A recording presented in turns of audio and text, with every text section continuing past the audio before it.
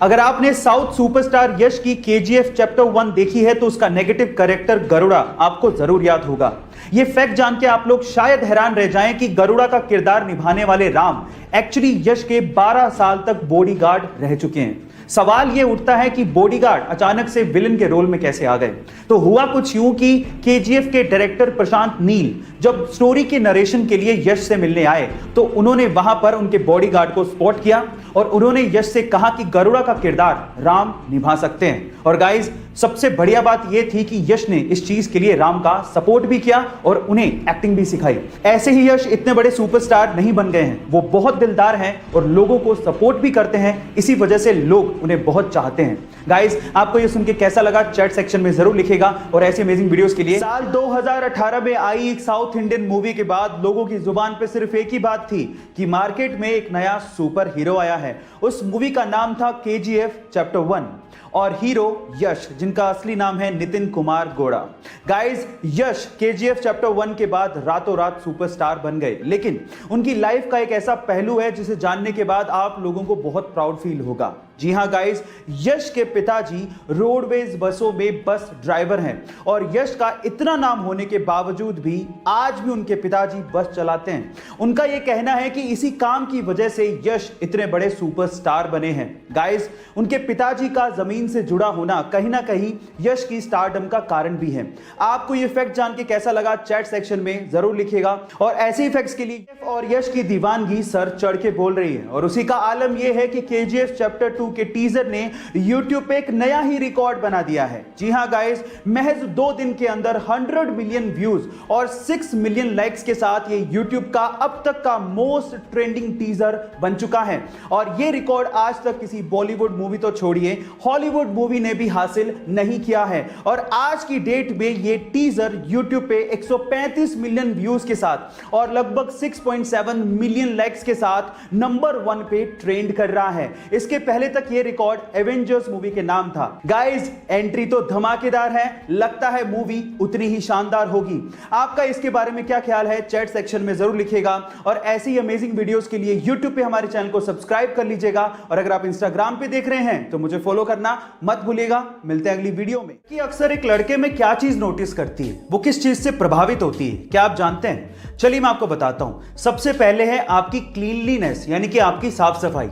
आपके कपड़े कैसे हैं, आपके बाल कैसे हैं, आपकी बियर्ड मेंटेन है क्या, आपके नाखून कैसे हैं, इन सब चीजों को लड़कियां अक्सर नोटिस करती हैं। दूसरा है आपका परफ्यूम। तीसरा है आपके चेहरे पर पॉजिटिव स्माइल। चौथा है आपकी फिटनेस। पांचवा है आप किस तरीके से बात करते हैं। और छठा लेकिन सबसे इंपॉर्टेंट पॉइंट है कि आप कितने अच्छे लिसनर हैं। कहीं आप बोलते तो नहीं रहते, आप सुनते भी हैं क्या? गाइस, इन सब चीजों को लड़कियां अक्सर नोटिस करती हैं। अब मेरा सवाल यह है कि आप लड़कियों में अक्सर क्या चीज नोटिस करते हैं? कमेंट सेक्शन में जरूर लिखिएगा। और ऐसे अमेजिंग वीडियोस के लिए शेयर, सब्सक्राइब एंड लाइक। मिलते हैं अगली वीडियो में। मैं आपसे सवाल पूछूं कि आप अपने आधार कार्ड से मैक्सिमम कितनी सिम इशू करवा सकते हो, तो आप लोग क्या कहेंगे? क्या इस सवाल का जवाब आपके पास है? चलिए मैं आपको बताता हूं और यह चीज आपको बड़े ध्यान से सुननी चाहिए क्योंकि यह चीज आपको बहुत काम आएगी। ट्राई यानी कि टेलीकॉम अथॉरिटी ऑफ इंडिया के अनुसार आप अपने आधार कार्ड से मैक्सिमम 9 सिम इशू करवा सकते हो, जिसमें से भी 6 सिम एक ऑपरेटर की होगी और बाकी बची हुई 3 सिम आप दूसरे ऑपरेटर की लोगे। एक और चीज मैं आपको बता देता हूं, आप अपने आधार कार्ड से मात्र एक ही नंबर कनेक्ट कर सकते हो, इससे ज्यादा नहीं। हाँ, आप नंबर चेंज कर सकते हो, उसमें कोई प्रॉब्लम नहीं है। और इन फ्यूचर आप लोग याद रखिए कि आप 9 सिम से ज्यादा मत इशू करवाइएगा अपने नाम से। अगर आपने करवा भी ली तो आप ट्रबल में आ सकते हो। गाइस, ऐसे ही इंटरेस्टिंग फैक्ट्स के लिए YouTube पे हमारे चैनल को सब्सक्राइब कर लीजिए। और अगर आप इंस्टाग्राम पे देख रहे हैं तो मुझे फॉलो करना मत भूलिएगा। मिलते हैं अगली वीडियो में। विदेशी यात्री भारत घूमने आया और टैक्सी करके पास के एक होटल पहुंचा। जैसे ही वो होटल में चेक इन कर रहा था, उसे पता लगा कि उसका पर्स टैक्सी में रह गया।